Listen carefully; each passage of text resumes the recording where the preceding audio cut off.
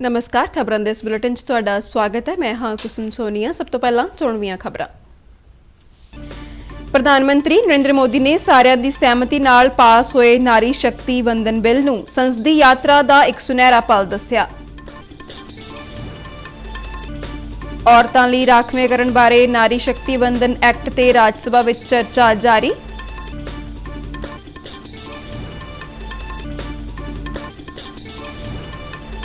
समाज के ਵੱਖ-ਵੱਖ वर्गों वालों औरतों के राखवेंकरण बारे बिल का भरवां स्वागत।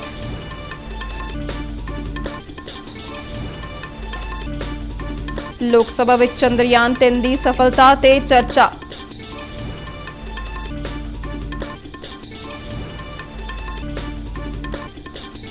ਅਤੇ भारतीय महिला क्रिकेट टीम 19वीं एशियाई खेडों विच महिला क्रिकेट मुकाबले के सैमीफाइनल विच पहुंची।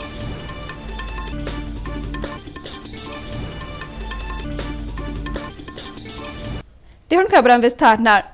ਲੋਕ ਸਭਾ ਵਿੱਚ ਅੱਜ ਸਦਨ ਦੇ ਨੇਤਾ ਦੇ ਤੌਰ ਤੇ ਪ੍ਰਧਾਨ ਮੰਤਰੀ ਨਰਿੰਦਰ ਮੋਦੀ ਨੇ ਸਾਰੇ ਦਲਾਂ ਦੇ ਨੇਤਾਵਾਂ ਅਤੇ ਮੈਂਬਰਾਂ ਦਾ ਧੰਨਵਾਦ ਕੀਤਾ ਅਤੇ ਕਿਹਾ ਕਿ ਨਾਰੀ ਸ਼ਕਤੀ ਵੰਦਨ ਬਿੱਲ ਦਾ ਸਾਰਿਆਂ ਦੀ ਸਹਿਮਤੀ ਨਾਲ ਪਾਸ ਹੋਣਾ ਭਾਰਤ ਦੀ ਸੰਸਦੀ ਯਾਤਰਾ ਦਾ ਇੱਕ ਸੁਨਹਿਰੀ ਪਲ ਸੀ। ਉਨ੍ਹਾਂ ਆਸ ਪ੍ਰਗਟ ਕੀਤੀ ਕਿ ਮਹਿਲਾ ਸ਼ਕਤੀ ਦੇਸ਼ ਨੂੰ ਨਵੀਆਂ ਉਚਾਈਆਂ ਤੇ ਲੈ ਕੇ ਜਾਵੇਗੀ। मातृशक्ति का जो मिजाज बदलेगा, जो विश्वास पैदा होगा, वो देश को नई ऊंचाइयों पर ले जाने वाली एक अकल्पनीय अप्रतिम शक्ति के रूप में उभरेगा। ये मैं अनुभव करता हूं और इस पवित्र कार्य को करने के लिए आप सबने जो योगदान दिया है, समर्थन दिया है, सार्थक चर्चा की है, सदन के नेता के रूप में मैं आज आप सबका पूरे दिल से, सच्चे दिल से आदरपूर्वक अभिनंदन करने के लिए खड़ा हुआ हूं।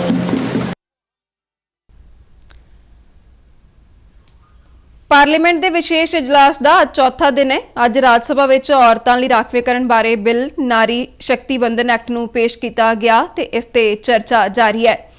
चर्चा विच हिस्सा लैंदियां भारतीय जनता पार्टी के सांसद जगत प्रकाश नड्डा ने कहा कि बीते 9 सालों विच महिलावां नूं सशक्त करन लई कई कदम चुके गए ने। यह नारी शक्ति वंदन बिल लाकर जो रिजर्वेशन का विषय काफी लंबे अंतराल से चल रहा था, उसको एक निर्णायक मोड़ पर लाने का प्रयास किया है। इसके लिए मैं जहां उनको धन्यवाद देता हूं, वहीं जो उन्होंने नारी के सशक्तिकरण के लिए, एम्पावरमेंट के लिए जो पिछले 9 साल में कार्य किए हैं, उसके लिए भी मैं उनको धन्यवाद देता हूं। मंत्री अर्जुन राम मेघवाल ने राज्य सभा विच चर्चा लई बिल नूं पेश किया। बिल पेश करदिआं उन्हां कहा कि राखवांकरण हॉरिजेंटल भी है ते वर्टिकल भी। ये कॉन्स्टिट्यूशन अमेंडमेंट बिल है सर, और महत्वपूर्ण बिल है। महिला सशक्तिकरण की दिशा में एक बढ़ता हुआ कदम है, दुनिया को भी दिशा दिखाने वाला कदम है। अमृतकाल की बेला में भारत को विकसित भारत बनाने की दिशा में भी एक महत्वपूर्ण कदम है। जब से नरेंद्र मोदी जी की सरकार बनी है, तब से लेकर जो आर्थिक और सामाजिक क्षेत्र में असमानता थी, उसको दूर करने का प्रयास किया। उसमें महिला सशक्तिकरण भी सम्मिलित है। योग है कि लोक सभा ने महिलावां लई राखवेंकरण बारे बिल नूं कल पास कर दिता सी। इस बिल विच महिलावां लई लोक सभा ते राज विधान सभा दीआं कुल सीटां विच 1/3 राखवेंकरण दा प्रबंध है। कल हुई मीटिंग दौरान 454 संसद मैंबरां ने बिल दे हक विच वोट पाई, जबकि 2 संसद मैंबरां ने बिल दे विरोध विच वोट पाई सी। मोदी सरकार वालों महिलावां लई राखवेंकरण बारे लोक सभा विच पास बिल ते समाज दीआं महिलावां विच खुशी ते जोश पाया जा रहा है। समाज के ਵੱਖ-ਵੱਖ वर्गां ने इस नूं नारी शक्ति लई एक इतिहासक फैसला दस्सिया।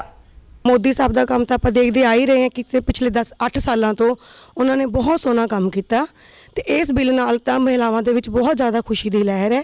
ਇਸ ਲਈ ਅਸੀਂ ਮੋਦੀ ਸਾਹਿਬ ਜੀ ਦਾ ਦਿਲੋਂ ਧੰਨਵਾਦ ਕਰਦੇ ਹਾਂ। ਅੱਜ ਕੱਲ ਦੇ ਟਾਈਮ ਵਿੱਚ ਮਹਿਲਾਵਾਂ ਫਾਈਟਰ ਪਲੇਨ ਤੱਕ ਚਲਾ ਰਹੀਆਂ ਹੈ। ਪਰ ਜਿਹੜਾ ਇਹ ਕਾਨੂੰਨੀ ਤੌਰ ਤੇ ਬਿੱਲ ਪਾਸ ਹੋਇਆ ਹੈ, ਇਹਦੇ ਨਾਲ ਮਹਿਲਾਵਾਂ ਨੂੰ ਬਹੁਤ ਜ਼ਿਆਦਾ ਉਤਸ਼ਾਹ ਮਿਲਿਆ ਹੈ। ਸਾਨੂੰ ਇਸ ਗੱਲ ਦੀ ਬਹੁਤ ਖੁਸ਼ੀ ਹੈ ਮਹਿਲਾਵਾਂ ਨੂੰ, ਖਾਸ ਕਰਕੇ ਕਿ ਮੋਦੀ ਜੀ ਨੇ ਇਹ ਬਿੱਲ ਮਹਿਲਾਵਾਂ ਦੇ ਸੁਰੱਖਿਆ ਵਾਸਤੇ ਇਹ ਪਾਸ ਕੀਤਾ। Thank you to PM Narendra Modi ji कि उन्होंने हमें जो ये मौका दिया है। 75 ईयर्स हमें आज़ाद हुए हो चुका है, लेकिन हमें आज ये मौका मिला है कि अगर कोई भी लेडी इस पॉलिटिक्स में जाना चाहती है तो वो अब जा सकते हैं, क्योंकि 33% जो है वो रिजर्वेशन है लेडीज। वैसे महिलाएं बहुत बढ़ चढ़कर अपना काम कर रही हैं, समाज की सेवा कर रही हैं, वकील हैं, डॉक्टर हैं, फौज में हैं, लेकिन ये कानून पास होने के बाद में महिलाओं के मन में और भी उत्साह बढ़ चुका है और महिलाएं राजनीति में भी अपना एक काम, मेरे ख्याल से महिलाएं हैं जो अपना अच्छा काम करने की क्षमता रखती हैं। ਉਧਰ ਲੋਕ ਸਭਾ ਵਿੱਚ ਅੱਜ ਚੰਦਰਯਾਨ 3 ਦੀ ਸਫਲਤਾ ਤੇ ਚਰਚਾ ਕੀਤੀ ਗਈ। ਚਰਚਾ ਵਿੱਚ ਹਿੱਸਾ ਲੈਂਦਿਆਂ ਰੱਖਿਆ ਮੰਤਰੀ ਰਾਜਨਾਥ ਸਿੰਘ ਨੇ ਕਿਹਾ ਕਿ ਭਾਰਤ ਵਿਗਿਆਨ ਵਿੱਚ ਮੋਹਰੀ ਮੁਲਕਾਂ ਦੀ ਪੰਕਤੀ ਵਿੱਚ ਆ ਗਿਆ ਹੈ। ਉਹਨਾਂ ਨੇ ਕਿਹਾ ਕਿ ਦੇਸ਼ ਨੂੰ ਭਾਰਤ ਦੇ ਵਿਗਿਆਨੀਆਂ ਤੇ ਮਾਣ ਹੈ। ਉਹਨਾਂ ਕਿਹਾ ਕਿ ਵਿਗਿਆਨ ਅਤੇ ਤਰਕ ਸਾਡੀ ਸੋਚ ਵਿੱਚ ਹੋਣੇ ਚਾਹੀਦੇ ਨੇ ਤੇ ਹੋਰ ਵਿਸ਼ਿਆਂ ਨੂੰ ਵੀ ਪੜ੍ਹਦੇ ਸਮੇਂ ਵਿਗਿਆਨਕ ਦ੍ਰਿਸ਼ਟੀਕੋਣ ਰੱਖਣਾ ਚਾਹੀਦਾ ਹੈ। ਰੱਖਿਆ ਮੰਤਰੀ ਨੇ ਕਿਹਾ ਕਿ ਧਰਮ ਤੇ ਵਿਗਿਆਨ ਇੱਕ ਦੂਜੇ ਤੋਂ ਵੱਖ ਨਹੀਂ, ਬਲਕਿ ਇੱਕ ਦੂਜੇ ਨਾਲ ਜੁੜੇ ਹੋਏ ਨੇ। ये हमारे इसरो के वैज्ञानिकों की बौद्धिक क्षमता, उनकी लगन और राष्ट्र के विकास के प्रति उनके समर्पण का ही यह प्रतिफल है। अध्यक्ष महोदय, ऐसा मैं मानता हूं कि हमारा राष्ट्र आज विज्ञान की दुनिया में अग्रणी राष्ट्रों की पंक्ति में आकर खड़ा हो गया है। आज केवल मुझे ही नहीं, बल्कि सरकार को ही नहीं, बल्कि सदन को ही नहीं, बल्कि पूरे राष्ट्र को अपने देश के वैज्ञानिकों पर गौरव की अनुभूति हो रही है। अध्यक्ष महोदय, राष्ट्रीय जांच एजेंसी NIA ने देश विच खालिस्तानी अतवादी मुहिम ते अपनी कार्रवाई नूं तेज करते हुए सूचीबद्ध अतवादी हलिंदर सिंह संधू उर्फ रिंदा ते लखबीर सिंह संधू उर्फ लंडा की गिरफ्तारी की सूचना देने वाले लई 10-10 लाख रुपए के नगद इनाम का ऐलान किया है। एजेंसी ने कहा है कि यह देश विच बब्बर खालसा इंटरनेशनल दीयां अतवादी गतिविधियां नूं उत्साहित कर रहे हैं। एजेंसी ने दहशतगर्दां दे 3 साथियां परमिंदर सिंह कैरा उर्फ पट्टू, सतनाम सिंह उर्फ सतबीर सिंह उर्फ सत्ता अते यादविंदर सिंह उर्फ यादा बारे सूचना देण लई 5-5 लाख रुपए का नगद इनाम भी ऐलानिया है। एजेंसी ने कहा है कि लोड़ींदे अतवादियां ते अतवादी कार्रवाइयां अते गतिविधियां नूं अंजाम देण तो इलावा पाबंदीशुदा अतवादी संगठन VKI लई फंड इकट्ठा करन तो इलावा पंजाब विच अतवादी हार्डवेयर अते नशीले पदार्थां दी तस्करी अते व्यापारियां ते होर प्रमुख व्यक्तियां तो ਵੱਡੇ पद्धर ते जबरदस्ती वसूली करन दे दोष ने। ਉਹ पंजाब विच दहशत दा माहौल पैदा करन लई कानून लागू करन वालियां एजेंसियां नूं निशाना बनाउण दे नाल टारगेट कतलां नूं अंजाम देण दे मामलिਆਂ विच भी लोड़ींदे ने। इन्हां अतवादियां दी गिरफ्तारी दी जानकारी नवीं दिल्ली विच NIA दे हैडकुआर्टर जां चंडीगढ़ विच NIA दे ब्रांच दफ्तर विच दित्ती जा सकदी है।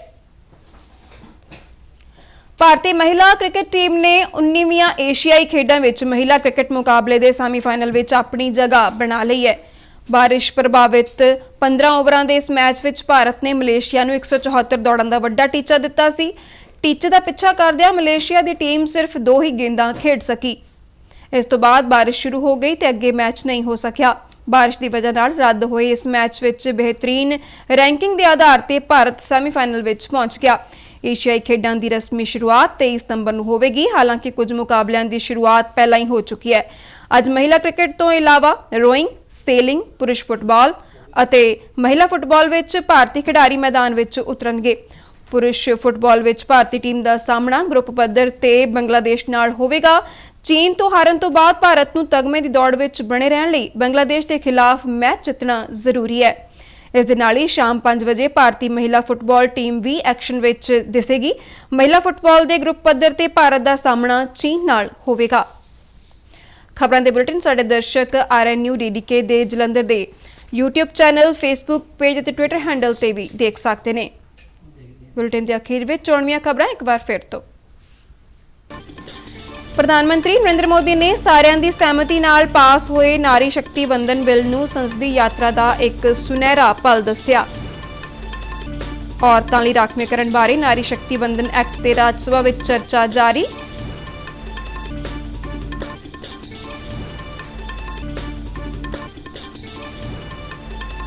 ਸਮਾਜ ਦੇ ਵੱਖ-ਵੱਖ ਵਰਗਾਂ ਵੱਲੋਂ ਔਰਤਾਂ ਦੇ ਰਾਖਵੇਂਕਰਨ ਬਾਰੇ ਬਿੱਲ ਦਾ ਭਰਵਾਂ ਸਵਾਗਤ। ਲੋਕ ਸਭਾ ਵਿੱਚ ਚੰਦਰਯਾਨ 3 ਦੀ ਸਫਲਤਾ ਤੇ ਚਰਚਾ।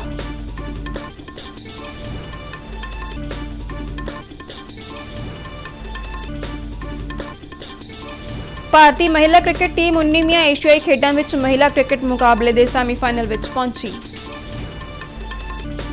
ਇਸ ਦੇ ਨਾਲ ਹੀ ਖਬਰਾਂ ਦਾ ਬੁਲੇਟਿਨ ਖਤਮ ਹੁੰਦਾ ਹੈ। ਆਗਿਆ ਦਿਓ, ਧੰਨਵਾਦ।